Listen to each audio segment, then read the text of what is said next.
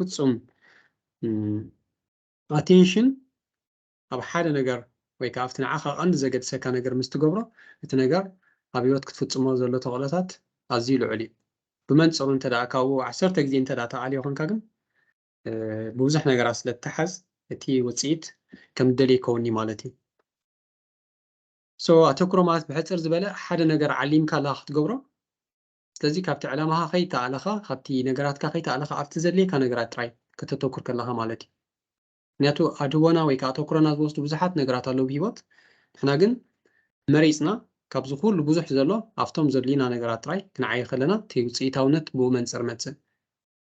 ብፍላይ ከዓ እቶም ዘድልዩና ነገራት ኣብ ሂወት ኣዝና ከነፅቦም ክንክእል ኣለና ብመንፅሩ እንተዳ ገፊሑ እቲ ድወናትና ዳይፊ ዝኸውን ናብ ኩሉ ዝርጋሕ እሞ እንታይ ዝኸውን እቲ ውፅኢት ናትና ከምቲ ዝድለ ይከውን ምክንያቱ እቲ ዘለና ኢነርጂ ወይ ከዓ ፀዓት ወይ ከዓ እቲ ናይ ምግባር ዓቕሚ ድሩት እዩ ከም ሰባት ስለዚ ኣብተን ድሩት ዘለዋና እቲ ቀንዲ ክንዓሞ ዘለና እንተዳ ክንዓምም ተዘይክኢልና እንታይ ዝኸውን ዘሎ እቲ ስራሕ ናትና ወይ ከዓ እቲ ሂወትና ዳርጋ ከምቲ ዝድለ ኣይከውን ኦኬ ትሒትሎ ሳሚ ወላ ሄሎ ኣይስማዕን ዘሎ سمعك لنا سامي كباخي مثلا سمعنا لها اوكي ابقى دحنا لميس كزخونه يا اسمع له سمعك له اوكي اوكي من البعض في ثانيه سوري سامي من البعض ناي مسمر كيكون رايدان ስለዚህ ብፍላይ ኣብዚ ዘሎ ዓለምካ ነታ ኣተኩረና ነቲ ኣድቦናትና ዝወስድ ብዙሕ ነገራት እዩ ዘሎ هو تي مسمر ناتكا قرب دخمي لغير سامي دحان تاقيم يلان تريكوردين سلازولا او وقت كاتب ناتك عليها هو نانا اول ابتي ناتكا دم تقمت سخلا قرب تحتي الله ابتي ناتكا يدحان تاقيم يلان سو ادوبو تاي مالتي بحتيرو اب حجن ابتي تسرح زلخان مهلاو مالتي ازي بوزح ساينس ولا قلص كله بعل ميال تشيكسن ميهال كزاربو خلو لو يزو لو سامي تويل كارت توصل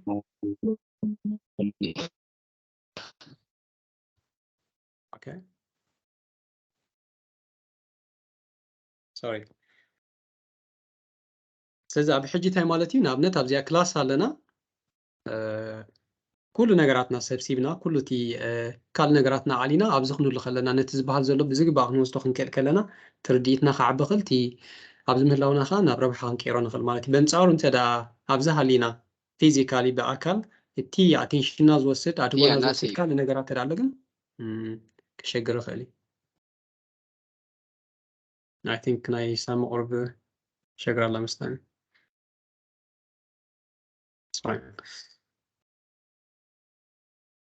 سو كمزي كنبلطنا احنا تيناتنا صعات نابز مرحنا يزخيد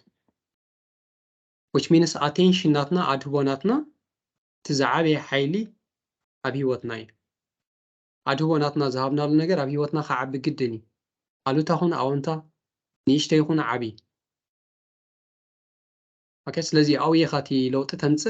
سز نابتز دلي انفت انت دا غيركا او لو تخنتمص تخليخا بنصار قلبنا انت دا نبوزح نبشحات ويكا نو أزيو استزرقح خوين قن تاي نفسه كف عم فتت فوزعات تاي زغنا كخمزي أب كله دخم زغنا وتصيتي خاتم تسلك رمز ناي برهان كن رينا خلينا عادة بتسبب زعاتو برهان زي ليزر ولا نبلزلنا كله تبرهان تي ناتو ساعات ويكات ناتو حيلي بحد تسبب نجر كتحلفو خلخا أزيو برتع زغنا برهان كله خلو بمنصور انت داك حبيل كيخان تاي دباني تزرعيكا برهان نتصرا يكونن سو ኣብ ሂወትካ ብተማሳሊ እቲ ንሰርሖ ነገራት ብዙሕ ነገር ክንዓይ ንኽእል ኢና ስለዚ እቲ ንሰርሖ ግን ትዘድልየና ነገራት ምስትናትና ክብርታት ብዝኸይድ ምስትናትና ዕላማ ፐርፐዝ ብዝኸይድ ሓንሳብ ምስ ሓንፀፅናዮ እንዳጉደልና ኣብቲ ዘድልየና ኣተኩሮ ብምግባር ኣብቶም ውሕዳት ብዙሕ ነገራት ክንስል ንኽእል ኢና ተዘይኮነ ብሓደ እዋን ብዙሕ ነገራት ተደኣ ኣተኩሮና ዝወስዱ ነገራት ኣለዎ ኮይኖም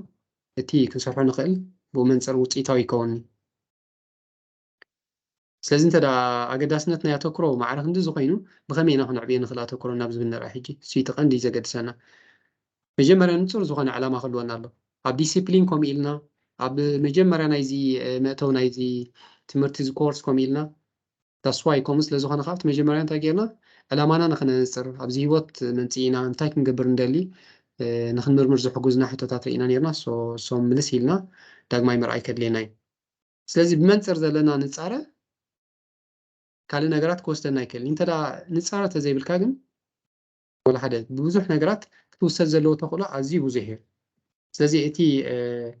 ዕላማና ምንፃር ኣብ ኩላ ብዙሕ ነገራት ቀፃል ንዛረበሉ ዘለና ነገር እዩ ስለዚ ንዓኻ ኣገዳሲ ዝኾነ ነገር ኣብዛ ሕጂ እዋን ክትገብሮ ዘለካ ነገር እንታይ እዩ ተዘይኮነ ሚእቲ ሓሳባት ኣብ ርእስኻ ቀሚጥካ እንተ ደኣ ዋላ ናብ ዝኾነ ነገር ተኣትላ ኮንካ እሶም ኣድረስ ኣይገበርካዮም ዘለካ ቀዳምነታት ከይስራዕካን ዘለካ ክትወግዶም ዘለካ ኣይወግድካን ዘለካ ስለዚ ዋላ ኣብቲ ትኸዶ ኣብቲ ትሰርሖ ዕዮኻ ውፅኢታዊ ይከውን እዩ ምክንያቱ ኣብቲ ባክግራውንድ ኣብ ድሕሪት እዞም ኩሎም ንብሎም ዘለና ብዙሕ ሓሳባት ኣለዉ ስለዚ ንፃረ ናይ ዕላማ ኣዝዩ ኣገዳሲ እዩ ኣብ ሂወት ክትዓመድ ደሊ ነገር እንታይ ወይ ከዓ ሸቶታትካ እንታይ ብርግፅ መጀመርያ ከተነፅሮም ትክእል ኣለካ ምስ ነፀርካ ከዓ እቲ ጎልስ ናትካ ከተውፅኦ ትክእል ኣለካ ኣብ ከምዚ ብከምዚ ጎልስ ናትና ከመይ ኢና ነውፅኦ ዝብል ክንርኢና ሕጂ ሸቶታትካ ከተውፅእ ኣለካ መጀመርያ ኦኬ እቲ ሸቶታትካ ስማርት ዝበሃል ጎልስ ዘጠቃልል ክኸውን ክኽእል ኣለዎ ንስኻ እንታይ ስፔሲፊክ ዝተወሰነ ክኸውን ክኽእል ኣለዎ ኩሉ ነገራት ትብል ኣይትኽእልኒ ሓፈሻዊ እንተ ደኣ ኮንካ ናብ ብዙሕ ነገር ክወስደካ ይክእልኒ ዋላ ሰብ ሓበሬታ ክበካ ከሎ ወይ ክትሓትት ከለካ ናብ ከምዚኣ ከምዚኣ ዝበለት ኢኻ ትብሎ እምበር ሓፈሻዊ ናብ ከምዚ ተዳኢልካ ውሱን ኣይኮነን ስለዚ እቲ ዝወሃበካ ሓበሬታ ካብ ውሱን ስለዘይኮነ ናብኡ ዘብፅሓካ እውን ኣይኮነን ከምዚ ናብቲ ዝድለ ነገራት ስለዚ ዝተወሰነ ስፔሲፊክ ክኸውን ኣሎ ብኣብነት ክንርኢና ካልእ ዝዕቀን ክኸውን ክኽእል ኣለዎ ዋላ እቲ ኳሊታቲቭ ኢልና ንሓስቦ ዓይነታዊ ኢልና ንሓስቦ ነገር ክንዕቅሮም ክንክእል ኣለና ማስ ክንደይ ፕሮግረስ እየ ዝገብር ዘለኹ እቲ ክወፅሖ ደልየ ዘለኹ እንታይ እዩ ኣብኡ ከም ዝበፅሕኩ ዝነግረኒ መዐቀንኸ እንታይ እዩ ከም ዝወዳእኹ ካልእ ተግባራዊ ድዩ እዚ ኣቺቫብል ዝብል ዘሎ እንተ ደኣ ዝሓለፈ ተመልኪትና ኮይና እንታይ ኢልና ነርና ሕልምታትና ደረት ክንገብረሎም መበልና ምክንያቱ መንፅር ዝኣመናዮምን ክኾኑ ይኽእሉ እዮም ዝበልናዮም ዓበይቲ ነገራት ክንገብር ንኽእል ኢና ብሂወት ኢልና ነርና ዋላቶም ዓበይቲ ነገራት ኣብ ሂወት ተገይሮም ዘለካ ከምዚ ዓይነት ማይንድሰት ወይ ከዓ ተሓስባብ ዘለዎም ሰባት እዮም ኣይከኣልኒ ኣይከውኒ ዝበሃል ነገራት ሓሊፎም ቅድሚ ሕጂ ዋላ ዘይነበረ ክመፅእ ይኽእል ክኸውን ይኽእል ዝበለ ከምዚ ኣብ ግዜኦም ፅሉል ኣተሓሳስባ ዝተባሃለ ሓሳብ ወይ ከዓ ዕላማ ሒዞም ዝኸዱ ሰባት እዮም ማዕረ ማዕሪ ግን እቲ ዘለካዮ ደረጃ ናይ ሕጂ ከዓ ክዓግተካ ዝኽእል ተግባራዊ ነገር ስለ ዘለዎ እዚ ሓሲበ ዘለኹ ተግባራዊ ዲ ኣትሊስት በቲ ሒዘዮ ዘለካ ዓቕሚ ክግበር ዝከኣል ነገራት ኢልካ ክሰርሖ ኣለካ ካልእ ሬሌቫንት ድዩ ጠቃሚ ድዩ ማሲ ማዕረ ክንደይ ትገብሮ ኣለካ ነቲ ነገር ማዕረ ክንደይ ብፅፉፍ ትሰርሖ ዘለካ ዘይኮነ እቲ ገዳሲ ነገር ድዩ መጀመርያ ትገብር ዘለካ ምክንያቱ እንታይ እዩ ናብ ሓደ ዘይደልዮ ኣንፈት እንተ ደኣ ብፅቡቅ ተጓዒዝካስ ወላ ሓደ ብፅቡቅ ምጓዓዝካ ኣገዳሲ ይኮነን ናብቲ ልክዕ ኣንፈት ዲኻ ትጓዓዝ ዘለካ ስለዚ እቲ ትገብሮ ዘለካ ነቲ ስኻዕ ዓሊምካዮ ዘለካ ነገር ሬሌቫንት ወይ ከዓ ምስኡ ዝሳነድ ጠቃሚ ድዩ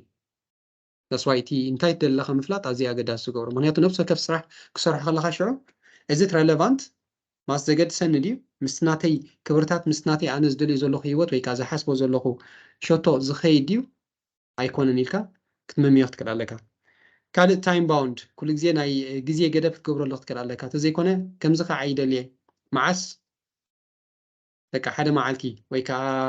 ንዘይተወሰነ ነገር ተደኣ ኮይኑ ከምኡ ገይሩ ኢንፊኒት ዝኸይድ ይኽእል እዩ ምክንያቱ እንታይ ኢልና ነርና ፓርኪንሰን ፕሪንስፕል ዝበሃል ኣሎ ስራሕ ዝኾነ ስራሕ ንዝተዋሃበ ግዜ እዩ ዝመልእ which means ኣብ ውሽጢ 2 ሰዓት ክውደእ እንተልካ ኣብ ውሽጢ 2 ሰዓት ትውድኦ ትኽእል ኢኻ 8 ሰዓት ተዳይፍካ ኢኻ ን8 ሰዓት ከፅናሓካ ይኽእል እዩ 8 ሰዓት ክትቦ ከለካ ግን እቲ ብቕዓትካ ብዝግባእ ስለ ዘይመመኻየ ዘለካ እንታይ ኢኻ ትገብር ዘለካ ዳርጋ እቲ 8 ሰዓት ሲ ዳርጋ የለኻን ኣብ ዋዛ ፈዛዛ ኣብ ኣድቦኻ ኮንካ ዘይምስራሕ እዩ ዘሎ ሓደ ሓደ ግዜ እቲ ናይ ግዜ ገደብ ምህላው እንታይ ይገብሮ ነቲ ሙረና ፕሬሸር ቁሩብ ፀቕጢ ከም ዝገብር ስለ ዝገብሮ ብዝግባእ ዓቕምና ክንመምየ ይኽእለና እዚ ፍሎው ዝበሃል ናይ እዚ ዝሓለፈ ዝጠቐስናዮ ሰብኣይ እሱ ዘርኢ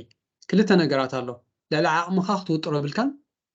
تحت عامها خاون زخون سرح تحت عامها مالتي او اشتغلت ساعه 3 ساعات ودز قبا كان تدا 8 ساعات يبكايو اب عامها سلازي سعر زلا حقوس من يتخوني خايز بلكا يبي كم اباتيك معناته تحت عامها يكون زلت نغرتي اما صناعه نرايو تدا فتنا لك انت غتقبر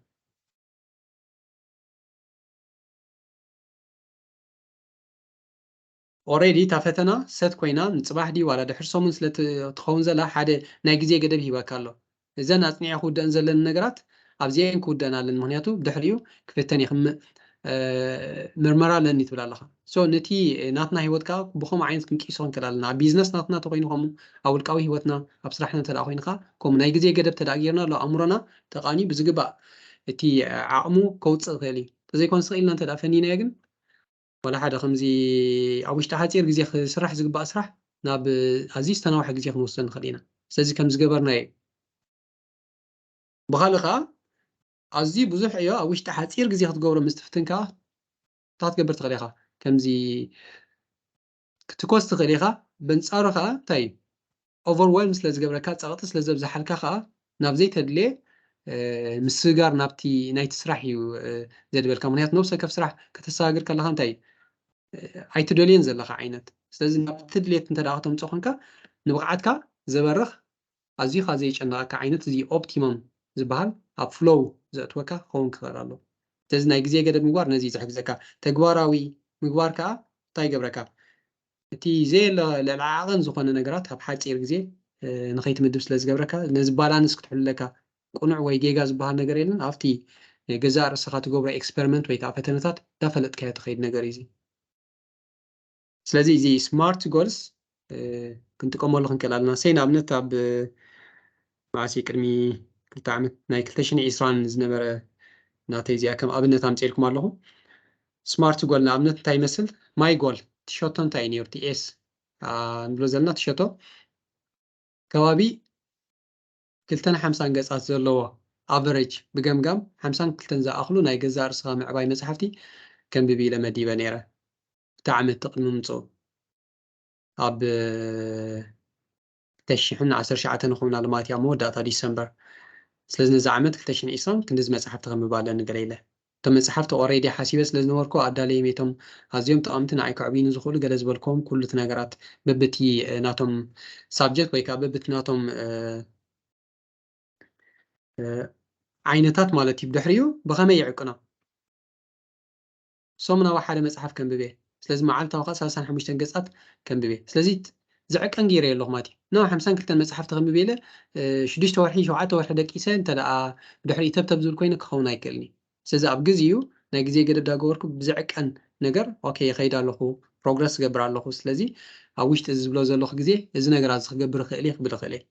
ስለዚ እታ መጀመርያ ስፔሲፊክ ገይረ ኣለኹ ውሱን ገይረ ኣለኹ እንታይ ብዝግባእ ክገብር ደልየ ዘለኹ እንታይ ዓይነት መፅሓፍቲ እዩ ድሕሪ መፅእ ዘሎ ሜዥራብል ዝዕቀን ኮይኑ ኣሎ ካብ ሶምን ሓሊፉ ናብ መዓልቲ ከይዱ ኣሎ ማለት እዩ እንተ ደኣ ብኣቨሬጅ እታ መፅሓፍ ከባቢ 250 ገጻት ዘለዎ ኮይኑ እቲ መፅሓፍ ዝነበረ ከምኡ ነይሩ 35 ገጻት እንተ ደኣ ከንብብ ክኢለ ክውድኦ ክእል እየ ስለዚ እዚ ምግባረይ ይዕቅኖ ኣለኹ ኦኬ ክንዲዚ እምቢበ ዶ ስለዚ ኣብ መስመር ወይ ከዓ ኣብቲ ፕሮግረስ ናይ ለውጢ ኣለኹ ብል ብኸመይ የተግብሮ ሽዑ ተሓስብ ብኸመይ ኢኻ ተተግብሮ ምክንያቱ ጎል ሰሪሕካ ከምዚ ክገብር ኢልካ ስቕ ምባል ወላ ሓደ ከምዚ ናብቲ ጎል የብፅሐካኒ ኦኬ ብኸመይ ከተግብሮ ክእል ብዝግባእ ስኻ ትመምያ ሶ ናይ ሽዑ ዝነበረ መደብተይ ነይሩ ኣብ ግዜ ምንቅስቓስ ብድምፂ ናይ ፍርቂ ሰዓት መፅሓፍ ክሰምዕ ምክንያቱ ኣዘውቲረ ናይ ንጎ ቀፃሊ ኤክሰርሳይዝ ስለ ዝገብር ዝነበርኩ ናይ ፅሞና ግዜ ሽዑ ብዝግባእ እቲ ኦድዮ ጌርካ ክሰምዖ ትኽእል ኢኻ ብድምፂ ነቲ መፅሓፍ ስለዚ ናይ ሓደ ፍርቂ ሰዓት እንዳጎየኹ ክሰምዕ ዋላ ነቲ ጉያ እውን ዝያዳ ኢንስፓየር ገብሮ የነቃቕሐኒ ሶ ከምኡ ነይሩ ካለ ከዓ መዓልታዊ ካብ ሰዓት 8 ክሳብ 9 ከዓ ሕዚ እቲ ግዜ ነይራት ናይ ንባብ እዚኣ በቃ ልክዕ እተን መፅሓፍ ተመዲበን ዘለዋ ብተርታ ተሰሪዕና ኣለዋ ድሕሪ መን ክትንበበ እታ ሰዓት እቲኣ ኸ ንኸማ ዝተሓዘት ነይራ ኣብታ ሰዓት እያ ካልእ ነገራት ኣይገብርኒ ኦልሬዲ እቲ ልምዲ እውን ስለ ዝመፀፍቲ መጀመርያ ይዝሒለካ እምበር ሓንሳብ ንሓደ ወርሒ ዝኣክል እንተ ደኣ ጌርካ ወይ ን21 መዓልቲ በቃ ብድሕሪኡ ቀሊል እዩ ዝኾነልካ ስለምንታይ እዩ ዝገብሮ ዘለኹ ትምልሶ ኣለካ ኩሉ ግዜ ብሂወት ስለምንታይ ክንምልስ ክንክእል ኣለና ነቲ ስለምንታይ እቲ ኣዝዩ ኣገዳሲ ሕቶ እዩ ዋይ እቲ ብኸመይ ገለ ዝበሃል don't worry ኣብ ህይወት ብዛዕባ በኸመይ ብዙሕ ኣይትሸገሩ ቀንዲ ክምለስ ዘሎ እንታይ ስለምንታይ ዝብሉ ነገራት ኣዝዮም ዓበይቲ እዮም እቲ ሃው ብዝኾነ እዩ ዝኸውን እንተዳ ዓብ ድሌት ኣለካ ድሌት ኣሎ መገዲ ኣሎ ዝበሃል ኣዘራርባ ካብ ቀደም ፀንሐ ናይ ባሕቅኻ ሓቂ እዩ ይቀንዲ ስኻ ዘድልየካ ነገራት ኣብ ህይወት እንታይ ክትፈልጥ ትክእል ኣለካ ስለምንታይ የድልየካ ከዓ ክትፈልጥ ትክእል ኣለካ እቲ ብኸመይ ፀኒሕ ኣብቲ መገዲ ዝምለስ እዩ እቲ ኣገባባት ሓንሳብ ርእስኻ ምስ ቃነኻዮ ኣገባባት ወይ ከዓ እቲ መስርሕ ናብኡ ዘብፅሐካ መገዲ ባዕሉ እዩ ዝመፅእ ብገለ ከይተረዳእካ ዝሕብረካ ሰብ መፅእ ዘሰልጥነካ ሰብ መፅእ ዝተሓበረካ ሰብ መፅእ ዝሕግዘካ ሰብ መፅእ ብዙሕ ነገራት እቲ መገዲ ዝኽፈተልካ ምክንያቱ ናትካ ስራሕ ጥራይ ኣይኮነን እዚ ናይቲ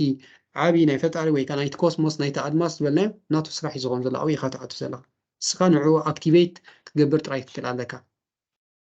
መብዛሕትኡ ብዙሕ ሰብ ኣብ ሂወት ስታክ ዝኸውን ጠጠው ዝብል ዋላ ሓደ ዘይገብር ዘይንቀሳቀስ ከዓ እዚ ነገራት ስለ ብዝግባእ ዘይሰርሕ እዩ እንታይ ከም ዘላ ኣይፈልጥኒ ኣብ ጎደና ሕልፍ ኢልካ ንዛሓትካዮ ሰብ ንፁር መልሲ ይብሉ ኣብ ሂወት እንታይ ኢኻ ትደሊ ተባሂሉ ኦልሬዲ መፅናዕቲ ተገይሩ እዩ ዝኻ ስለምንታይ ትገብሮ ንባዕሉ ዋላ ደሊ እየ ገለ ተልካስ ናይ ባሓቂ ዲኻ ደሊ 7 level ዲፕ ፕሮሰስ ዝበሃል ኣሎ ስለምንታይ ኢኻ ናይ ባሓቂ ዲኻ ትደልዮ ዘለኻ ንደልዮ ዘለኻ ነገራት እዚ ክኣቱ ክእል ኣለዎ ደዓሞቕ ከይድ ክእል ኣለዎ ስለምንታይ ተዳ ፈሊጥካ ፀገም የብሉን ስለዚ ናተይ ስለምንታይ ዝነበረካ ናተይ ዋይ ዝነበረ ምክንያት ኣብ ኩሉ መዳያት ሂወት ኣፍልጦ ብምዕባይ ንርእሰይ ንካልኦት ክልውድዑ ድሌት ነይሩን ሕቶታት ነይሮምን ብሂወት ብዛዕባ ነፍሲ ወከፍ ቀፃሊ ነፍሰይ ከማዕብል ኣዝዩ ልዑል ድሌት ነይሩኒ ኪንዩ ጥራይ ዘይኮነ ኣብ ከባቢየ ዝርኦ ዝነበረ ሕቶታት እውን ካብቲ ዘይቕስንን ዝነበረ እዩ ኣብ ከባቢየ ዝርኦ ፀገማት ኣብ ሂወት ናይ ሰባት ዝርኦ ብድሆታት መፍትሒ ይህልዎ ዶ ማሲ ስለምንታይ ሰብ ከም ዝሽገር ዘሎ ዝብል ነገራት ኩሉ ኣብ ማሕበራዊ ኣብ ጠዋዊ ኣብ ዝኾነ ዋላ ኣብቲ ፐርፎርማንስ ናቱ ኣብቲ ስራሕ ናቱ ስለምንታይ ሰብ ዝደክም ንምንታይ እዩ ከምዚ ኩሉ ኤክሰል ዘይገብር ብሉፅነት ዘይህልዎ ዝብል ሓሳብ ምስ ኣምፀኻ እቲ መልሲ ኣብ ኩሉ ነገራት ኣብቲ ፍልጠት ስለትረኽቦ እቲ ዝዓበየ ድርኺት እሱ እዩ ነይሩ ስለዚ እዚ ስለ ዝነበረ ብወኒ እየ ዝገብሮ ነይሩ ማለት እዩ ከም ዝተገዲደ ዋይ ሰዓት 8 ካ ትመፅእ ኣላ ሕጂ ኮፍ ክብል ኣለኒ ዘይኮነ ሰዓት 8 መዓስ እያ ትመፅእ ኮፍ ክብል ሓደ ግዜ ዝስሳዓሉ ነገር ነይሩ ዝኸዶ ኦኖ ከቋርፃ ክእል ኣለኒ ምክንያቱ እንታይ ሓደ ግዜ እንተደኣ ጥዒምካ ልዕሊ ዓቕን ከይድካ ክደግሞ ይትኽእል ኒኻ ፅባሒቱ ድሓሩን ክንመፀ ኢና ዕረፍቲ የድልዩ ስለዚ ነገራት ዳጣዓመካ ዳ መቀረካ ከለዎ ክትገድፎ ከለካ ፅቡቅ ኣብ ኩሉ ይሰርሕ ዋላ መግቢ ዋላ ኣብ ኩሉ ነገራት ድሓር ሾተይ ከም ዝወቃዕኩ ብኸመይ ክፈልጥ ይኽእል ወይ ከዓ ብኸመይ ይፈልጥ እዚ ከዓ ንፁር እዩ ኣብ ውሽጢ ዓመት 52 መፅሓፍቲ እዮም ምስ ወዳእኹ ሾቶ ዝግባእ ተዓይሙሎ ማለት እዩ ዝፈፀመሉ ግዜ ንባዕሉ ዴድላይን መዓስ ይኸውን ካብ ጥሪ ሓደ የጀሚረ ሰው ክሳብ ታሕሳስ ዝነበረ ግዜቤ ፋክት ብዝግባእ ከዓ ተተግቢር ማለት እዩ ስለዚ እዚ ኣብነት እዩ ነፍሲ ወከፍ እንደልዩ ነገራት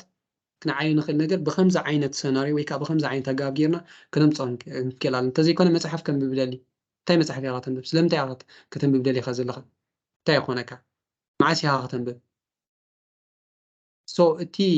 ነገራት ናቲ ንሰርሖ ጎልስ ወይ ከዓ ንሰርሖ ሸቶታት ከምዚ ዓይነት ካራክተር ወይ ከዓ ከምዚ ዓይነት ባእታታት ዘማልኦ ክኸውን ክኽእል ኣለዎ ስማርት ንብሎ ዘለና ንፃረ ክህልዎ ክእል ኣለዎ ስፔሲፊክ ክኸውን ኣለዎ ውሱን ሜዥራብል ዝዕቀን ክኸውን ክኽእል ኣለዎ ተግባራዊ ክኸውን ክኽእል ኣለዎ ሻሎ ምስቲ ዘሎ ኩነታትካ ናይ ሕጂስ ተግባራዊ ድዩ ከተዛምዶ ክትክእል ኣለካ ምክንያቱ ናብ ተግባራዊ እንተዳ ክተምፅኦ ተዘይክኢልካ እንታይ ዝኸውን ምንየት ኮይኑ እዩ ዝሰርፍ ኣብ መወዳእታ ከዓ እቲ ናትካ ሪዝን ምክንያት ጠቃሚ ድዩ ንዓኻ ሬሌቫንት ድዩ ትገብሮ ዘለካ ዶ ወይስ ንስለ ቢዚ ምዃን ኢኻ ቢዚ ዝኾንካ ዘለካ እቲ ናይ መወዳእታ ከዓ ከመይ ጌርካ ኣብኡ ከም ዝበፅሐካ ትፈልጥ ታይም ባውንድ ትገብረሉ ናይ ግዜ ገደብ ትገብረሉ ዝብል እዩ ሳልሳይ ቀዳምነታትካ ብምስራዕ መደብ ኣውፅእ ፅሓፎ እዚ ምፅሓፍ ንእምሮና ዝህቦ ነገር ዓብይ እዩ ምክንያቱ ሓደ ነገር ክንሓስብ ከለና ኣብ ወረቐት ክንሓስብ ኣለና ምክንያቱ ነፍሲ ወከፍ ኣብ ወረቐት ክንሓስብ ከለና እቲ ኢድና ክንቀሳቀስ ከሎ እቲ ሞተር ሲስተም መልእኽቲ እዩ ዘመሓላልፍ ዘሎ ንእምሮና ምክንያቱ ነፍሲ ወከፍ ፅሕፈት ክንፅሕፋ ከለና ኢድና ዋላ ዳፅሓፍ እምበር ኢድና ብእምሮና ተላኢኹ እዩ ፅሓፍ ዘሎ ስለዚ ኣእምሮና ነቲ ንፅሕፎ ዘለና ነገር እስኑ ደሎ ስለዚ ዝለዓለ ኮኦርዲኔሽን ወይ ከዓ ዝለዓለ ሬጅስተር ክትገብሮ ትኽእል ኢኻ ንእምሮ ነቲ ፅሕፎ ዘለካ ነገራት ድሓር ኩሉ ግዜ ኣብ ወረቐት ምሕሳብ ንፃረበካ እዩ ኣብ ርእስኻ እንተደኣ ነገራት ተኽድዶም ኮንካ ግን فازيم زخون نصارنتا يبقانيم دحر تميسكاون ريفيرت قبر ما يتغني منياتو امرنا انتي حجز ذكره دحر كرسو عقلي نفس كيف حساب زمصكا مدباتات تقبرو لكن انت دا بنصر اصنيخا ጸገም የለን ዋላቲ ምክንያት ካን ብሎ ዘለና ካል ብዙሕ ነገራት ኦኬ ለካዚ ነይሩ ዘበገሰኒ እዚ ነይሩ ኢልካ መዓልታዊ ክትሪኦ ከለካ ኣብ ክንዲ ናብ ዝተፈላለዩ ነገራት ኣእምሮኻ ዝተሓዝ ኣትሊስት ናብቲ ዘድልየካ ነገራት ጥራይ ፎከስ ገብር ይኽእል ስለዚ ኣብዚ እቲ ክንሰርዖ ዘለና ህፁፅን ኣገዳስን ዝኾነ ነገራት ብቐዳምነት ክንሰርዖ ኣለና ሴና ኣብነት ኣነ ሰሚናር ተዳ ኣለኒ ሎም መዓልቲ ሞኻ ክዳሎን ተዳ ኣለኒ ሞኻ ናይ ግዜ ገደብ ሎም መዓልቲ ተዳ ኮይኑ ቀዳምነት ዝሰርዖ ዘለና ንሲ ተዳ ቀዳምነታት ናተይ ብዝግባእ ተዘይገይረ ግን እንታይ ነዚ ናይ ሎሚ ዘሎ ክትግብሮ ይክእልኒ ናትኩም ምምፃእ ከምኡ ካብ ነገራትካ ኣዋሃሂድካ እንተዳ እዛ ሰዓት እዚኣ ንከምኡ ተዘይወፊኻያ ክኸይድ ኣይክእልኒ ስለዚ እቲ ክፀንሕ ዘይክእል ነገር ኣብዚ መዓልቲ እዚ ከምኡ ትገብሮ ነዊሕ ከዓ ኣሎ ኣገዳሲ ናይ ሂወትካ ግን ከዓ ኣርጀንት ዘይኮነ እዚ ብምርጫ ትገብሮ ነገር ስለዝኾነ ንብዙሕ ሰብ የሸግሮ እዩ እዚ ምምሃር ገዛእ ርእስኻ ምዕባል ገዛእ ርእስኻ ምዕባል ንኣብነት ሕጂ ቾይስ እዩ ምርጫ እዩ ኣስፋይ ኩሉ ሰብ ተገዲድ ዘይመፅእ ዘሎ ተገዲድ ተዝኾን ኩሉ ሰብ መፀ እዚ ግን ምርጫ ትገብሮ እዩ እቲ ትወስዶ ምርጫ ግን ኣብ ሂወት ነዊሕ ስለ ዝኸይደካ እቶም ዕውታት ካብ ዘይ ዕውታት ዝፈልዮም ኣብ ሂወትካ እቲ ዝወስድዎ ባዕላዊ ምርጫ ብናቶም ዝኸድዎ ምርጫታት እዩ ትመሃሮ ምህሮ ኢንቨስት ትገብሮ ተፍሮ ገንዘብ ትጅምሮ ቢዝነስ ምርጫ እዩ ዝግድደካ ሰብ የለን መጀም ተገዲድካ ትገብሮም ስራሓት ቢል ንክትከፍል ወይ ከዓ ከም ዝተባሂልካ ተወጢጥካ ገለ ትገብሮም ነገራት እዮም እዚኦም ከዓ ኣብ ሂወት ነዊሕ ዘይኸይድካ ነገራት እዮም ተዳ ኣብቶም ኢምፖርታንት ኣገደስቲ ክፋል ናይ ሂወት ግን ከዓ ብምርጫ ትገብሮም ነገራት ከተደብቂ ኢልካ ግን ኣብ ሂወት ነዊሕ ክትከይድ ትኽእል ኢኻ ምክንያቱ ሂወት ከምዚ ነዊሕ ርሕቀት ማራቶን እንተደኣ ኮይኑ ንዑ ክትቆተል እንተደኣ ኮንካ ኣንዊሕካ ክትጥምት ትክእል ኣለካ ኣበይ ክትበፅሕ ከም ዘለካ ተዘይኮነ ከምዚ ሓንሳብ በት ትጎይ ሓንሳብ ናብ ትኸይድ ገለ እንተደኣ ኮይኑ ሂወት ብዙሕ ከምዚ ዕዮ ይስራሕኒ ስለዚ ምፅሓፍ ከዓ እንታይ ዝገብሮ ንእሙርካ ይቃኒ እዩ ንብሎ ዘለና ትውናኣዊ ትሕተ ውናኣዊ ስለዚ መልእኽቲ ትወለካ ብምፅሓፍካ ጥራይ ስለዚ ኣእሙሮካ እንታይ ክሓስብ ከም ዘለዎ ኣብቲ ሽዑ እዋን ባዕልካ ተቃንየ ኣለካ ሶቲ ኣንፈት ልክዕ ከምዚ ናይ ጂፒኤስ ኮምፓስ ንክበካ ስለዚ ሕግዘካ ከዓ ኣገዳሲ ገብሮ ስለዚ ሸቶታትካ ዕላማካ ክትነፅር ትክእል ኣለካ ሸቶታትካ ብዝዕቅን በቲ ስማርት ዝበልናዮ ክሰርሖ ትክእል ኣለካ ቀዳምነታትካ ብምስራዕካ መደብ ክተውፅእ ኣለካ 10 ነገራት ትገብር ተዳ መዲብካ ኣለካ ካብዞም 10 እቶም ቀንዲ ኣገደስቲ ቀዳሞት ኣየኖት እዮም ሓደ ክሳብ 3 ነገራት ትገብር ትክእል ኣለካ ኤ ቢ ሲ ሶ ኤ ከይወዳእካ ናብ ቢ ዘስክረብልካን ቢ ከይወዳእካ ናብ ሲ ዘስክረብልካን ስለዚ ቀዳምነታትና ብኸመይ ንሰርዕ ዝብል እዚ ክንዛረበሉ ፀናሕና እዩ እዚ ኳድራንት 4 ኳድራንት ኣለና ኣገዳሲ በዚ እንተዳ ጌርና ዘይገዳሲ ኣራይ ህፁፅ ዘይህፁፅ ስለዚ ኣገዳስን ህፁፅን ሕጂ ግበሮ ከም ንብሎ ዘለና ኣገዳሲ ክትገብሮ ዘለካ ናይ ስራሕ ምድዋል ተዳ ኣሎ ትገብሮ ትክእል ኣለካ ኣገዳሲ ዝኾነ ሚቲንግ ናይ ስራሕ ወይ ከዓ ኣኼባ ኣገዳሲ ዝኾነ ተዳ ኣለካ ኮይኑ ክትግብሮ ዘለካ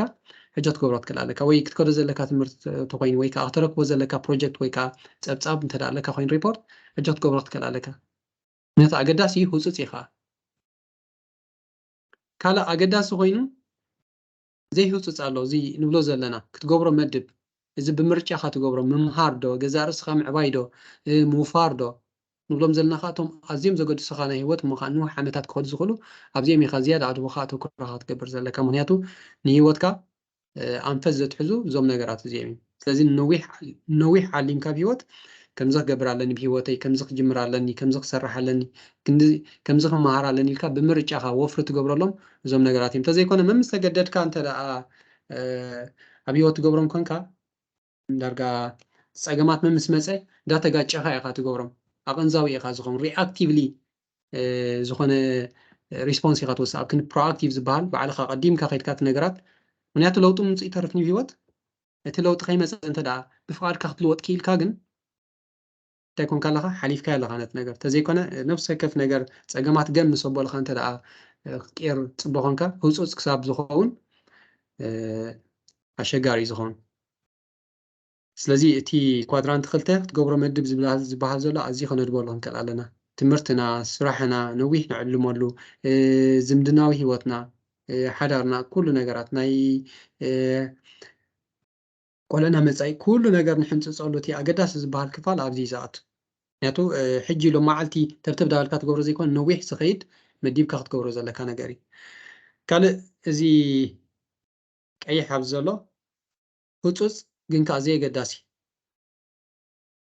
إذا زي قدس ناي سوات عدم ويدول كون غالي لو معلتنا بكم زي أتبصح حلامو نخيدو وي كم زي نقرا لا ترمو نرقدو وي كم زي بروجرام علامو منياتو بزح صبو نقرا له بهيوت يلنا لنا እቲ ቀንዲ ዋና ኣገዳሲ ዝበሃል ከይስራሕካ ግን ናብቲ ፅቡቅ ዝበሃል ነገር ከይዳ ይትኽእልኒ ኢኻ ትማሉ ርኢና ነርና እዚ ፅቡቅ ዝበሃል ዘሎ ነገር ከተወግዶ ስለ ዘይትኽእል ንኣብነት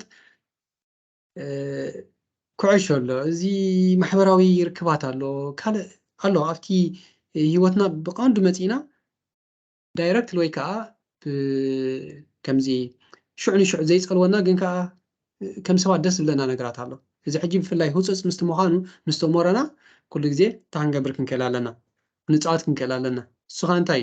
ሓደ ኣገዳሲ ስራሕ እንተዳ ሰሪሕካ ኦኬ እዛ ነገር እዚኣ ዓሚመ ኣለኹ ስለዚ ንኣእምሮይ ድሓን ከምዚኣ ገይረ ኣዛኒ ከብሎ ክእል እየ ሶ ሪዋርድ ትቦ እቲ ትቦ ፅቡቅ ነገር ንዓኻ ደስ ዝብለካ ሓደ 10 ነገራት ተዳ ብቕስ ኣቢልካ ኦኬ ድሕሪ ከምዚኣ ስራሕ ዕይ እምባለይ ከምዚኣ ክገብር እየ ንክስቶ ክድውለለ እየ ንከምዚ ክረክብ እየ ወይ ከምዚ ክርየ ናይ ፍርቂ ሰዓት ዝኾነ ዲኻ ዩቲብ ክትርኢ ዋላ ካልእ ነገር ዋላ ሶሻል ሚድያ ተኮይኑ ናይ ፍርቂ ሰዓት ዳሃን ከምዚኣ ክገብር እየ ከምዚኣ ስራሕ ምስራሕ ስለዚ እንታይ ትገብሮ ናብ ረብሓኻ ትቕይሮ ተዘይኮነ እንተ ደኣ ነቲ ህፁፅን ኣገዳስን ቀዲሞ እንተ ደኣ እቲ ዘይገዳስ ህፁፅ ስለዝኸውን ዝኣትሉ ነገር ኮይኑ ግን ዓብይት ምዝባል ዘጋጥም ዘይገድሱ ህፁፃት መልእኽታት ማሕበራዊ ጉዳያት ብዙሕ ነገራት ብፍላይ ከም ሕብረተሰብ ዝሕዝና ዓብ ነገር ተሎ ማሕበራዊ ጉዳያት እዩ ኣነ ክሪኦ ከለኹ ንሓደ ፍርቂ ሰዓት ዝወስድ ነገር ሙሉእ መዓልቲ ናይ ሓደ መዓልቲ ወርሒ ትገብረሉ ዓይነት ኩነታት እዩ ዘሎ ኣብዚ ማሕበራዊ ኣነባብራና ምናልባት ወፂና ስለ ዘለና ሕጂ እቲ ደጋዊ ሲስተም ከይፈተና ቀይረና ክእል ግን ስቲል ትሪኦ ቾይስስ ወይ ከዓ ልምድታት ኣሎ እዚ ኣገዳሲ ይኮነ ማለት ዘይኮነ ብመንፅር ነገራት ክንደይ ግዜ ጥፊእካ ዘይኮነ ንኣብነት ኮሚኒኬሽን እንተኮይኑ ምስ ሰባት ርከብ ዋላ ምስ ስድራኻ ኹን ዋላ ምስ ሰባት ዋላ ምስ ኣዕሩኽካ ክንደይ ግዜ ተጥፋ ኣይኮነን ኳሊቲ ኣለዎ ድዩ ስለዚ ኣብ ኳሊቲ ኣብታ ዓይነት ከነድብ ክንክእል ኣለና ተዘይኮነ ከምዚ ሙሉእ መዓልቲ ሓዚእኻ ትገብሮ ነገራት ኣዝዩ ውሕድ ተደኣ ኮይኑስ ትርጉም ኣብሉን ከምዚ ቴሌፎን ደው ኢልካ ብዛዕባ ዘየሉ ብዙሓት ነገራት ተዛሪብካ ዝተተድሊ ነገራት መወዳእታ ክትዛረብ ዳበልካ ካርድ ይውዳእካ ክሬዲት ውድእ ሕጂ እቲ ቀዳምነት ክትቦ ዘለካ ነገራት ተደኣ ጌርካ ግንቲ ኣብ ውሕድ ኣቢልካ ክትኸይዶ ትኽእል ኢኻ ተዘይኮነ ነቲ ገዳሲ ዝበሃል ነገር ኩሉ ግዜ እኩል ግዜ ኣሎ ንተወሳኺ ዝበሃል ነገር ግን የለን ኣብዚ እቲ ቀዳምነታትና ብዝግባእ ክንሰርዕ ንክእል ኣለና ነዚ ቁርብ ክንክዮ ክንክእል ኣለና ካልእ ካብኡ ሕልፍ ኢሎም ዘለዉ ከዓ ክንቃወሞም ዘለና ዘይህፁፅ ዘይገዳሲ ባዕልና ንኸዶም ነገራት እዮም እዚኦም ከምዚ መዲብና ንገብሮም ነገራት ትምድብ ንሰባት ክትረክብ ትምድብ ማሕበራዊ መራኸቢታት ክትርኢ ካልእ ዝኾኑ ንዓኻ ካብቲ ነገራት ዘኺድኻ ነገራት ናይ ኮምፒተር ጌምስ ድዮም ወይ ንሰባት ዝግበሩ ዕላላት ወይ ካልእ ነገራት ኮታ ምስቲ ናትካ ፐርፐዝ ምስ ናትካ ዕላማ ዘይከዱ ነገራት ግን ከዓ ክትገብሮም ከም ሰብ ኮንካ ደስ ዝብለካ ነገራት ተደኣ ኣለዎ ኮይኖም እዚኦም ካብቶም ቀንዲ ከነጉድሎም ዘለና ነገራት እዮም ካብኦም ኣጉዲልና ኢና ኣብቲ ዘድልየናን ኣብቲ ንዓና ዝሃንፀናን ነገር ክንሰርሕ ንኽእል ምክንያቱ ኣብዛ ሕጂ ሰዓት ኣብዚ መፂኹም ዘለኹም ካልእ ብዙሕ ነገራት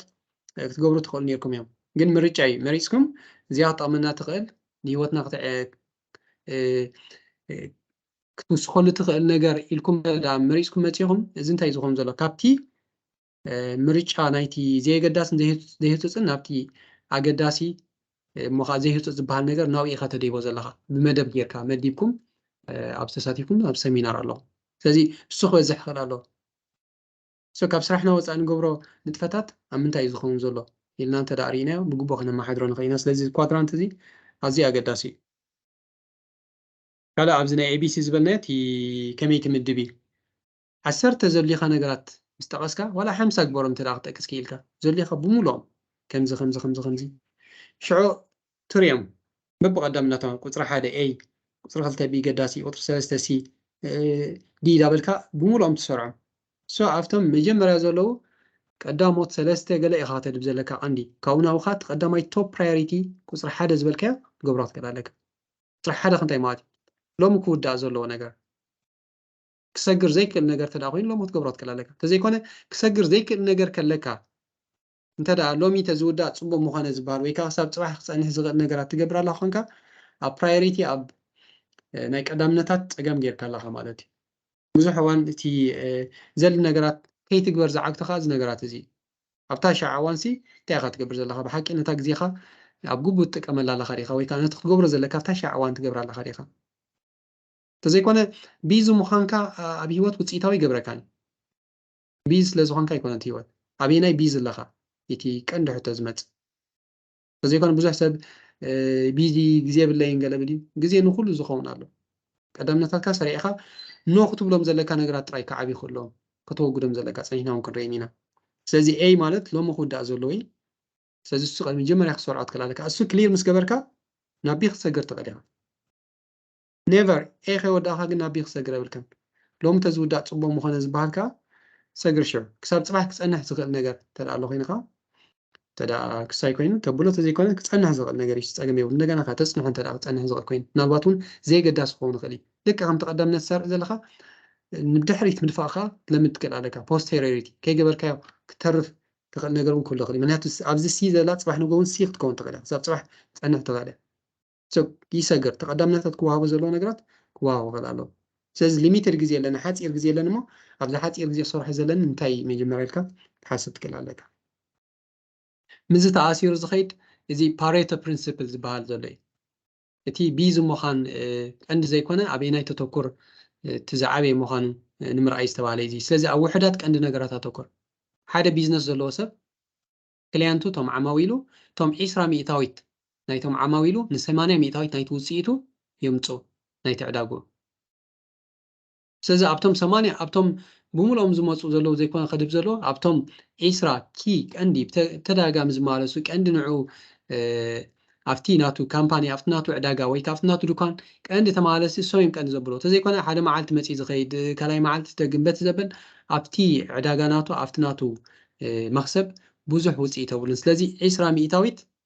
ን80 ውፅኢት ዘምፅእ ዘሎ ብኸመይ እዩ ዝብል ዘሎ ናይ ግዜኻ ከምኡ እታ ኣገዳሲት ክፋል ናይ ግዜኻ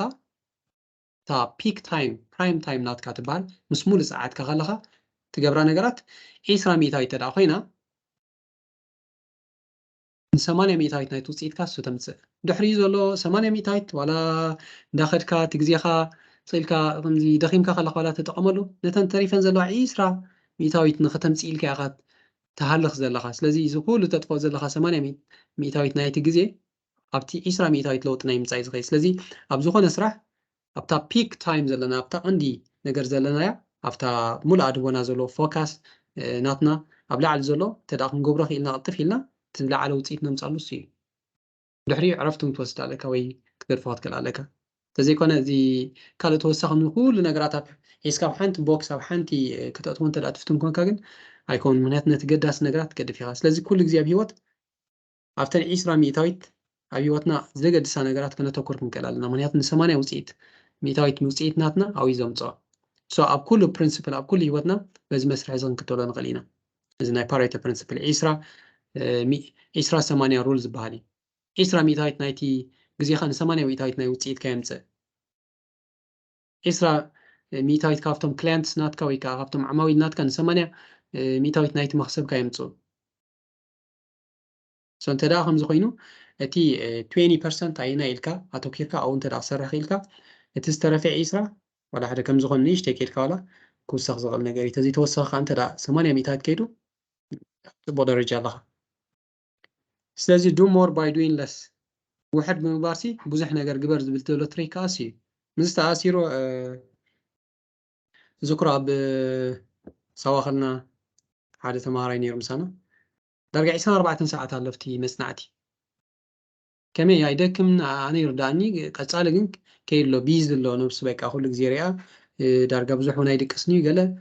በቃ ኩሉ ግዜ ኣሎ ዳርጋ ዓመት ሙሉእ በቃ ከምዚ ነይሩ ትሪኦ በቃ ውፅንሓካ ስኻ ንእሽተይ ኣፅኒዕካ ትኸይድ ገለ ወዲ በቃ እቲ ሂወቱ በቃ ዳርጋ ከምኡ እዚ ኩሉ ኮይና መወዳእታ زحزنا كم زعجبك كل نجاراتي فهمتي كل تي ولا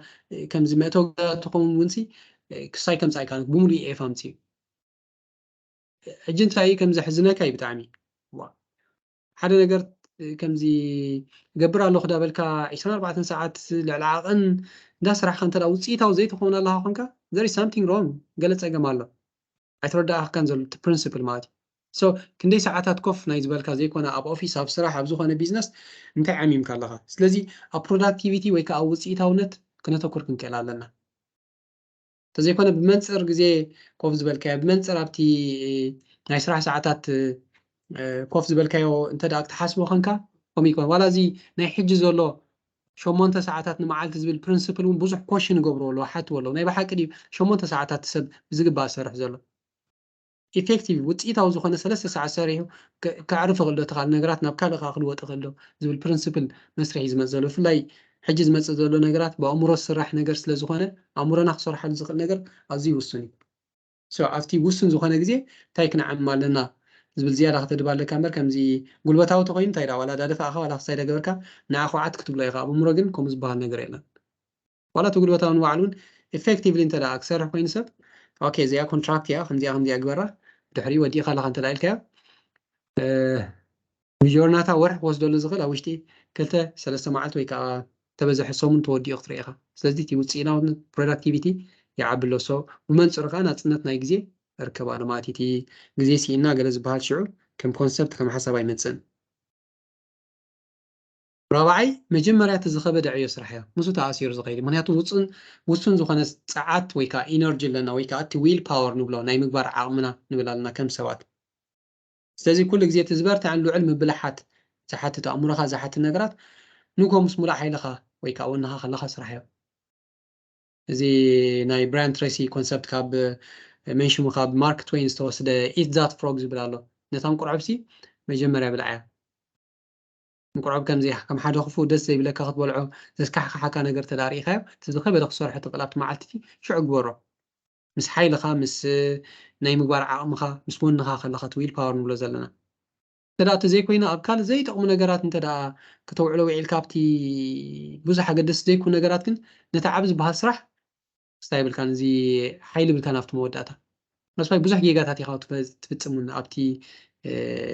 ዳሕረዋይ ግዜ እንተ ደኣ ኮይኑ ብዝግባእ ክትዓይ ትኽእል ኢኻ ስለዚ እቲ መጀመርያ ክትዓይ ዘለካ እቲ ዝኸበደ ወይ ከዓ እቲ ቀንዲ ውፅኢት ዘምፀልካ ነገራት ቀዲምካ ትሰርሖ ደም ድሕሪ ዘሎ ኦኬ ከም እንደ ነገር ዋላ ተኽእል ፀገም የብሉ ምክንያቱ እታ ፕራይም ኣወር ናትካ እታ ቀንዲ ክሰርሓላ ዘለካ ዓሚምካዮ ኣለኻ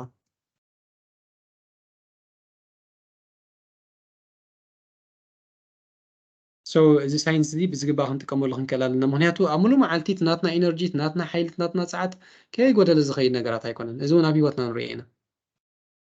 እቲ መዓልቲ ዳኸደ ክኸይድ ከሎ ዳሰልችወና ዳደኸምና እቲ ናይ ምሕሳብ ዓቕምና ዳደኸመ ብዙሕ ጌጋታት ንፍፅመሉ ግዜ ኢና ይምሸት ተስፋይ ክብዝ ዝበለ ስራሕ ወይ ከዓ ገለ ኣብቲ ዝደኸምካ እንተ ደኣ ክትገብሮ ትፍትና ኣለካ ኮንካ ውፅኢታዊ ይከውን እዩ ስለዚ እቲ ኢት ዛት ፍሮግ ዝብል ኮንሰፕት ነዚ እዩ ዘርእየና እቲ ዝኸበደ እቲ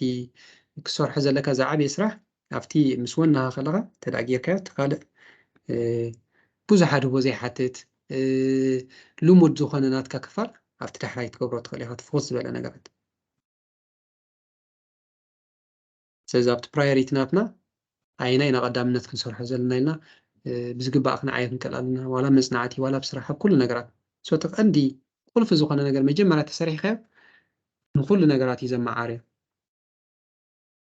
ካልእ ምዝ ተኣሳሲሩ ኣብ ብዙሓት ዕዉታት ሰባት ትሪኦ ፍልይ ዝበለ ባህርታት ኣሎ ኣብ ገሊኦም ንምንታይ እዮም ዕዉታት ሰባት ደሴም ሓደ ዓይነት ሕብሪ ክዳን ዝገብሩ ባራክ ኦባማ ተሪኢኻዮ ከምኡ ኣለዎ ብቐንዱ ግን እዚ መንሽሙ ተሪእነ ማርክ ዙከንበርግ እዚ ናይ ፌስቡክ ካምፓኒ ሲኦ ወናኒ እዚ እቲ ናቱ ናይ ክዳውንቲ መቐመጢ ሶ ብምሉእ እቲ ሕብሪ ተሪኢኻዮ ግሬይ ማሊኡ ገሊኡ ዋላ ተኻልእ ነገራት ኩሉ ገርመካ ምሻሎ ሃብታሚ ቢልዮነር እዩ ከም ድሌቱ ብዙሕ ዓይነታት ዘይገብር ስለምንታይ በዚ ቀይሕ በዚ ብጫ በዚ ሰማያዊ በዚ ካሚቻ በቲ እንታይ ዝበሃል ኩሉ ዓይነት ዘይገብር ንብልና ኢና ንኸምኡ ዝኸውን ግዜ የብሉ ንኸምኡ ዝኸውን ግዜ ተዝህልዎ እሞ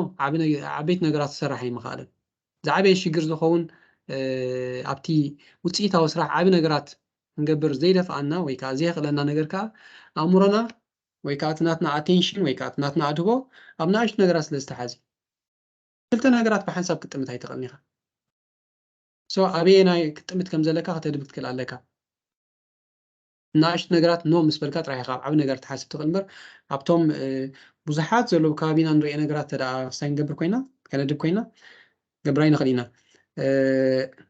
መብዛሕትኡ እዋን ምስ ተኣሲሩ ዝመፅእ እዘን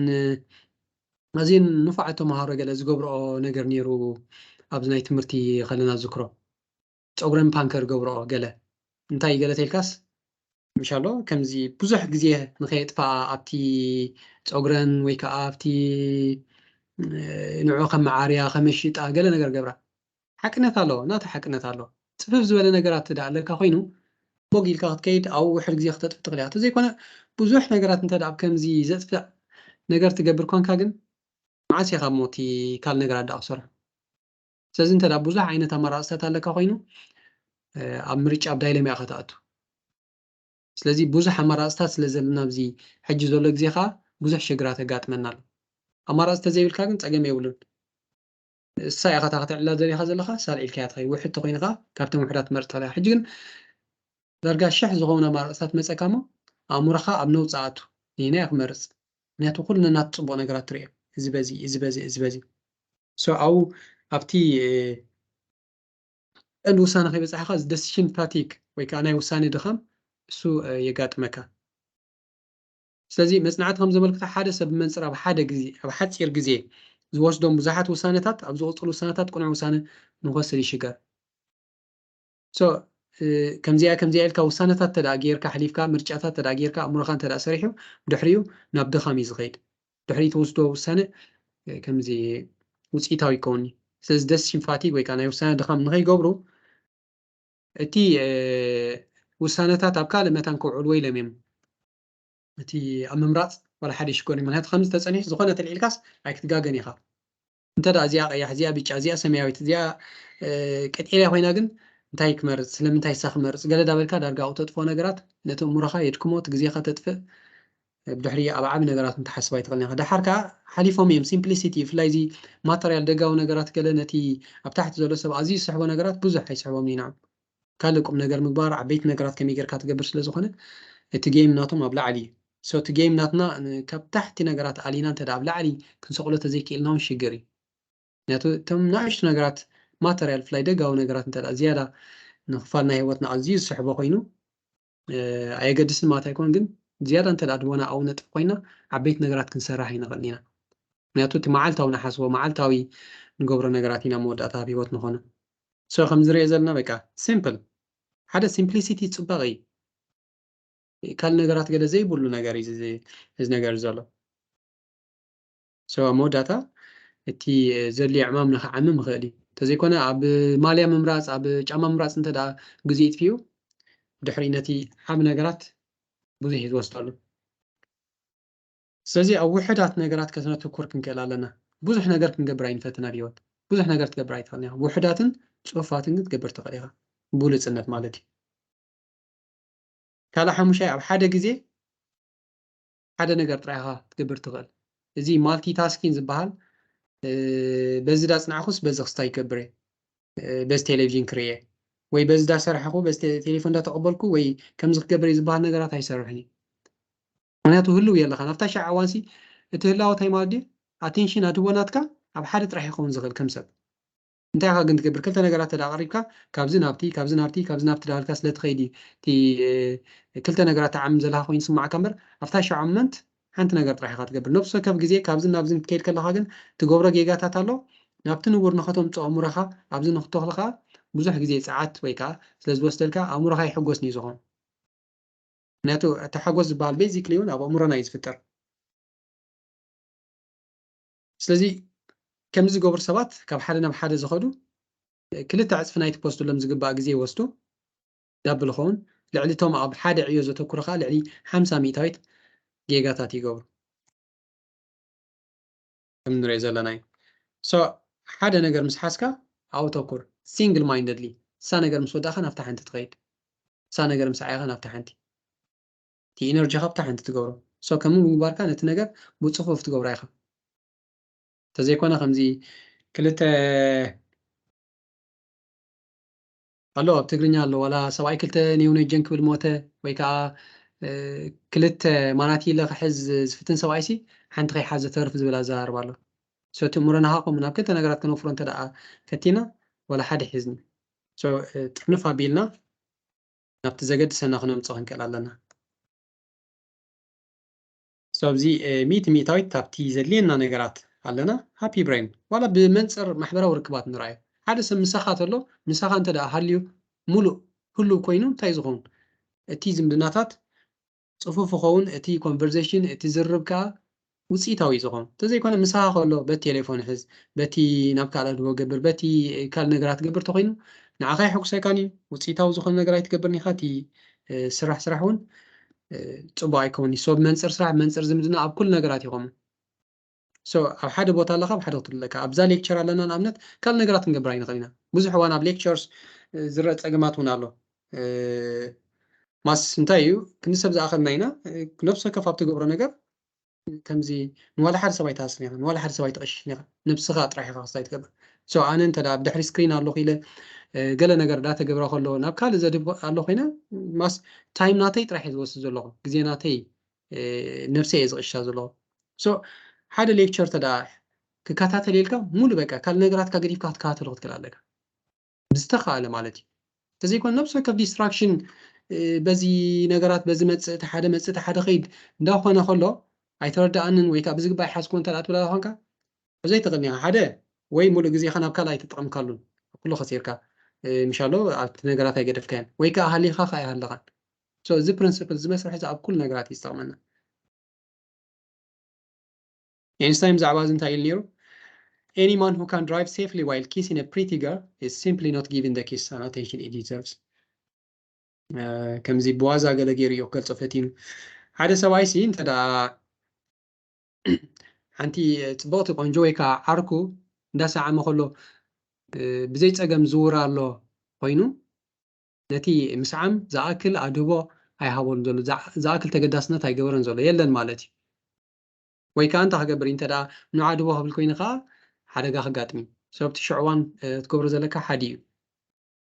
ወይ ሞተር ጠጠው ኣቢልካ ወይ ከዓ ከይትክል ኣለካ ንምባል እቲ ነገር ስለዚ እዚ እቲ ቀንዲ ሓሳቡ ብዛዕባ ዘይኮነ እቲ ኣብ ሂወትና ክንወስዶ ዘለና ትምህርቲ እዩ ስለዚ ሓደ ነገር ኣብ ሓደ ግዜ ክንገብር ክንክእል ኣለና ስለዚ እዞም ፕሪንስፕልስ ንብሎም ዘለና ንኽነተኣታተዎም ኢና ንዛረቦም ዘለና ነብሲ ወከፎም ማለት እዩ ምክንያቱ ነነብሲ ወከፎም እንተ ደኣ ክንገብሮም ክኢልና ዓበይቲ ምስጢራት ናይ ዓወት እዮም ሒዞም ዘለዉ እንተ ደኣ ከም ትምህርቲ ኮይኖም ዝሓልፉ ኮይኖም ግን እንታይ እዮም ዝኾኑ ንሕጂ ከነኣቑሑና እዮም ድሓር ግን ክርስቶስ እዮም ስለዚ ብምልኣት ከነተኣትዎም ክንክእል ኣለና ካልእ ሻድሻይ ትሰርሓሉ ቦታ ውጉን ክኸውን ክኽእል ኣለዎ እዚ ዲክላተሪንግ ዝበሃል ምክንያቱ እንታይ እዩ እቲ ኣድቦና ብምንታይ ይስራቕ ብድምፂ ክስራቕ ክእል እዩ ብዓይንና ክስራቕ ክእል እዩ ብምድህሳስ ፌሊናትና ብምትንኻፍ ክስራቕ ክእል እዩ ብመልሓስና ክስራቕ ክእል እዩ ነገራት ብጥዕሞ በቶም ህዋሳትና ይስራቕ ውሽጣውን ክኸውን ንኽእል እዩ ክነምፀ ኢና እቲ ደጋዊ ምግባር ሶ እንተ ደኣ ከምዚ ኮይኖም እንተ ደኣ ኣብ ስራሕ ቦታ ኣለካ ንስራሕ ዝዕድመካ ጥራይ ነገራት እቶም ዘድልየካ ነገራት ጥራይ እንተ ደኣ ጌርካ ወይ መፅናዕቲ ተለካ ፀገም የብልካን እንተዘይኮነ ኣብቲ ሽዕዋን ነቲ ኣድቦካ ክሕዘካ ዝኽእል ብዙሕ ነገራት ኣሎ ግን ኣብዚ ኣጠመትካ ከለካ ናብቲ ክጥምት ኢኻ ወይ እዚ ዳስራሕካ ዘለካ ካልእ ነገራት ክሰሚዕ ኢኻ እቲ ኣድቦካ ናብ ብዙሕ ነገራት ንክጥምዘዝ ትዕድም ስለ ዘለካ እቲ ዝሰርሓሉ ቦታ ብዝተኻእለ ውጉን ክኸውን ኣለዎ ተፅናዓሉ ቦታ እንተ ደኣ ኮይኑ ተፅናዓሉ ዓይነት ክኸውን ኣለዎ ብዘይካ ተን መፅናዕቲ ዘድልያካ ነገራት ካልእ ነገራት ክህሉ ክእል ኣብሉን ኣብኡ ናይ ስራሕ እንተ ደኣ ኮይኑ ኦፊሳት ከምኡ ነገር ሶ እቲ ቦታቲ you have to prime it priming the environment ዝበሃል ዝሓለፈም ርኢናዮ ዝነበርና ብናይ ልምታት እሱ እዩ ድልዎ ትገብሮ ትክእል ኣለካ ምፅእ ምስ በልካ ምስ ረኣኻስ ኣብቲ ቦታት ምፅእ ምስ በልካ ኦኬ ናይ መፅንዒ ቦታ ይበቃ ንኣብነት ላይብራሪ እንተ ደኣ ከይድካስ ወላቲ ወላ ሓደ ቅድሚ ሕጂ እምቢቡ ዘይፈልጥ ሰብ ከንብብ ክእል እዩ ላይብራሪ እንተ ደኣ ኣትዩ ምክንያቱ ንንባብ ጥራይ ዝዕድም ነገራት እዩ ዘሎ ንካሊእ ዝዕድም ነገራት ኣብኡ የለን ሶ እቲ ቦታቲ ነቲ ትሰርሖ ዘለካ ክሰርሖ ሓሲብካ መዲብካ ዘለካ ነገር ንዑ ዝዕድም ክኸውን ክኽእል ኣሎ ንእምሮኻ ንፃረቦ እዩ ስለዚ ሚኒማሊዝም ወይ ከዓ ዝበሃል ኮንሰፕት ከነተኣትዎ ንክእል ኣለና ዘድልየና ጥራይ ነገራት ዋላ ኣብ ገዛ እስከ ንርኣዮ ዘድልየና ነገራት ዲና ንገብር ከም ፕሪንስፕል ከም ባህሊ ዶይስ ንኩሉ ዘየድልየካ ነገራት ኢኻ ትሕዝ ገለ እቲ ዘድልየካ ነገራት ጥራይ እንተ ደኣ ትገብር ኮንካ ነቲ ንኩሉ ነገራትካ እውን ፅፉፍ እዩ ዝገብሮ كله سلازي إزي أب كله كفالتنا هيوتاينا كنت وزن لايف ستايلي أب صراحة رأي زي كونه أب كله أبزن رأيه كلت كفالنا يتوقف في صار أبزن ما يجمرين رأيه كله فحفحيلو بزلو معت وراقتي بزي زي تطرانه فلو بزيت ناي كمبيوترات نجرب بز وراقات على تي كيبورد بزقبا إيلن بز تا تليفون على بزي بوزح نجراتي زلو فحفح زبالة أبز ترى إناجن هلا صفوف ولا أطويل كاس كسرح زعد ما كايزي أبزي تي فيوري تي نصها أير كسايز قبل كان نجرات على بزي نعاق نخرج دس بلكا كلش من مسروع حيزلو الكمبيوتر تخال نجرات تنزل لي خنجرات بصفوف تقريبا لا أبصر إنا ينكم استزخي الكا صار حزل لك نجرات سي تلابتوب جنس لابيلكا نابتا مسرح خامتاوي تزي كنا أو بزح نجرات تدا الله خينجن كتصنيع الكا زغتكا قال نجرات غيركا تمص مالتي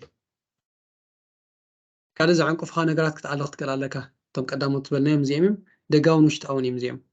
سو بزعبا دغاو ነገር ክንበፅኒሕና ኣብዞም ክረይና ብውሽጣዊ ነገር ተዳ መፂና ከምዚ ኣብዚ ከለኻ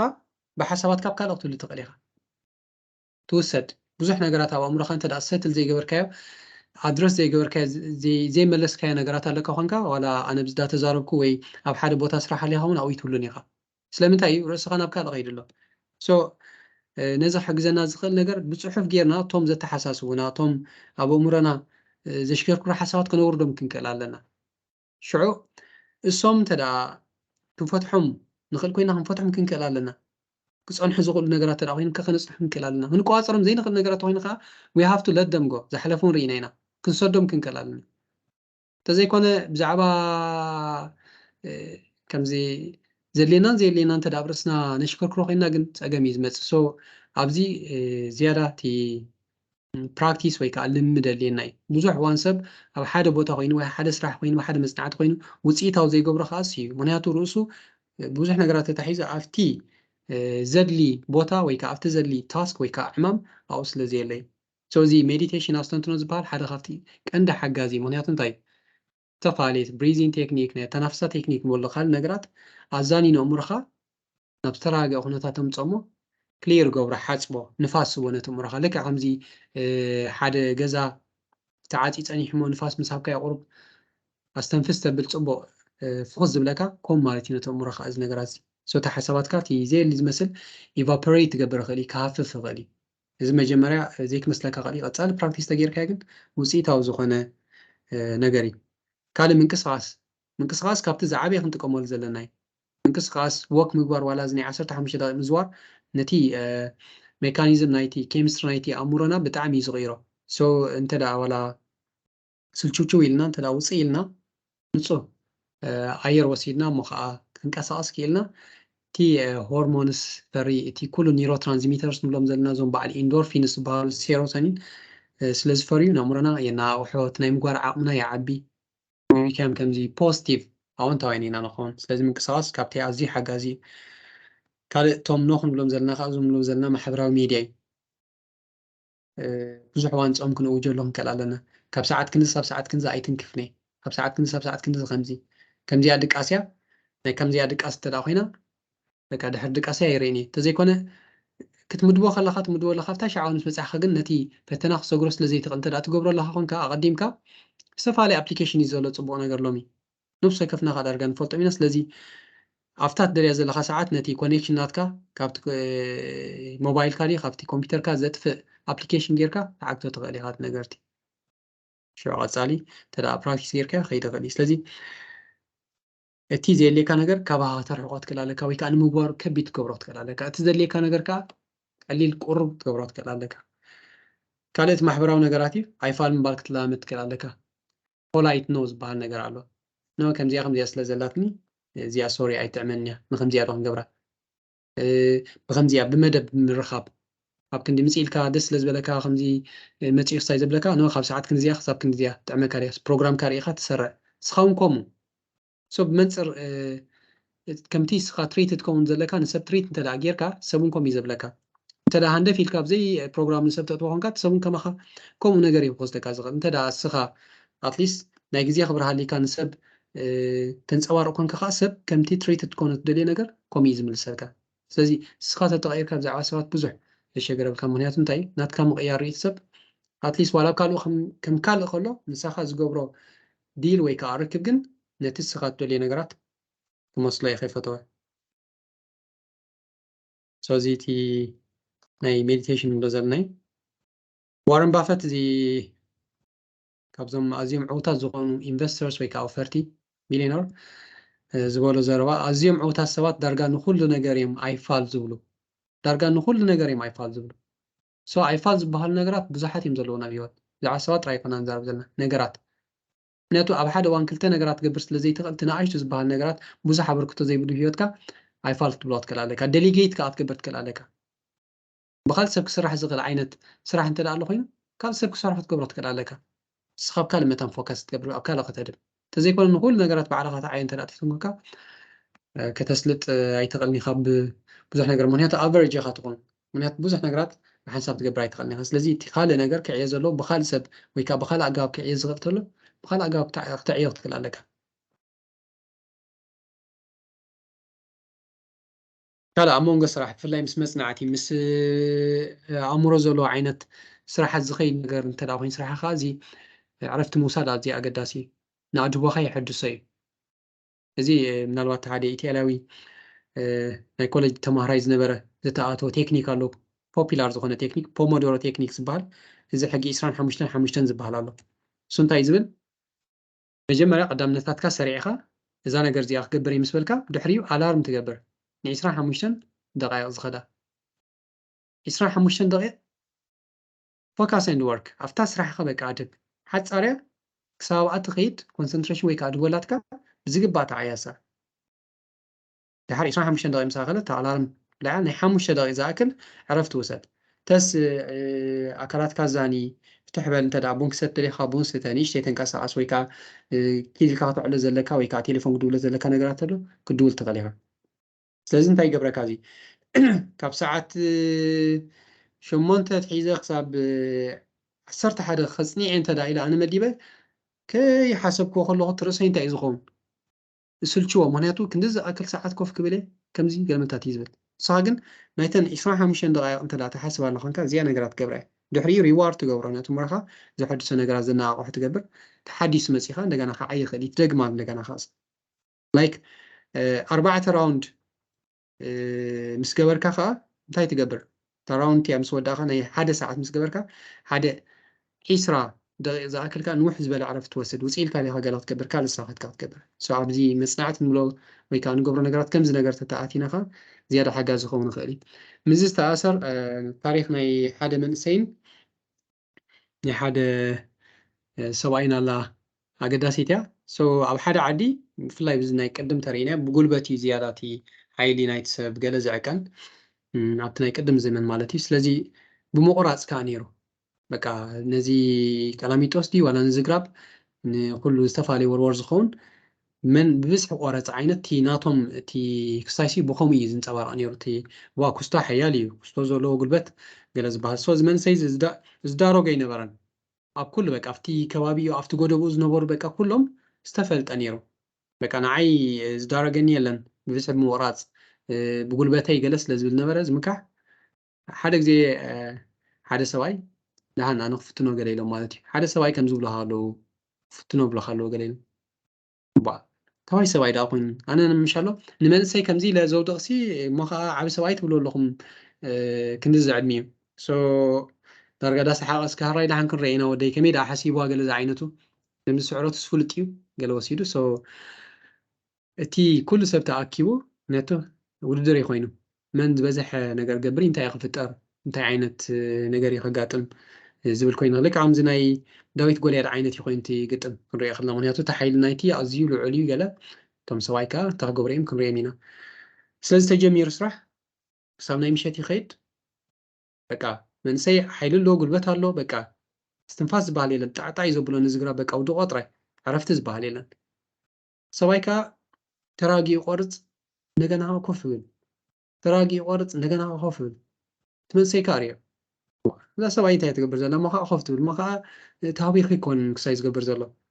قال بلا مودات انت دا كم زقصم كويس سعرات يترفني قال دابله يعني هاو ساعات مدبله ما أكل دحري موصار متى نخا أمنو زي شجر عينة وصيتي متى شعر نيات نايتي سواي لعلت نايت من سيكوين ترغيو من سيك أمن أي كالن تم سوات من كأمني كالن أمو داتا جن يتي يكون تحك بايتا زولوس لزخنة كقبل ونيروم بدحريو ماس كمي غير كايو انتي تمستيرنا من بالي متي ويل تمستير زيلوم تم سواي أبنو سيكف زغورس أولز نباركو يعرف نيرس لا كعرف كل خجن صايله يكون كنز عارف نيره حيلي يعقب نيره عارف هالو خانه at the same time أبتماسال جزي خانه تاي قبر نيره كمزي ملاذ كمز مبليحي عين صار لمدي زبحال بوغيره نتي فاسناتي يبلح نيره يلو إذا عزي يبلح سلازخون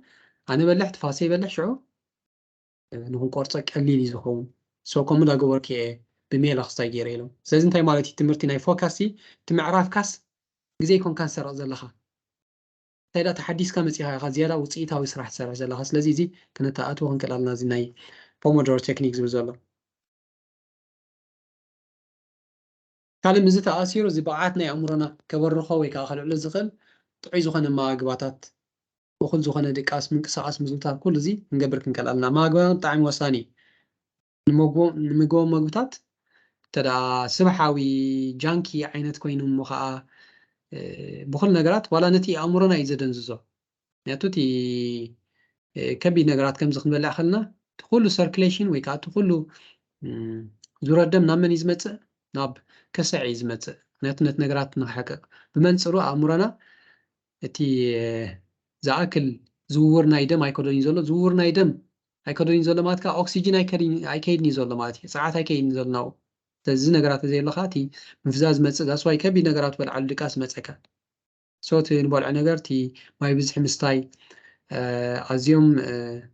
كمزي سبحاوي زي كون نقرات كافات وصل زبالة زيادة بروتين كربوهيدرات نقر مقا فلاي فيتامينس فروتس ويكا إذا ما حملت زخون نقر انت داخل بالأخينا زيادة نتمرنا ألرت قبري ينقحي كالي أخل دكاس كابستنا وحق زين تدا واحد دكاس على نقين زيبا انت دا زين دكاس كوينا واقع يخفلنا بمنصر طعنانا بمنصر وصيت هونتنا نالبات أو حدا وان كاسك حدا نقرات قبر تقليخا صباحي تقن إتا نقرك دقماي تقنيخا ناتتي أمرخاتي أكلاتك دخيم سلازو سلازي أقول دكاس ميزانا وقومنا له وكا تقويا من نوزلنا نيمارة عين سلازو خانت نايهوت قويا كل نقرات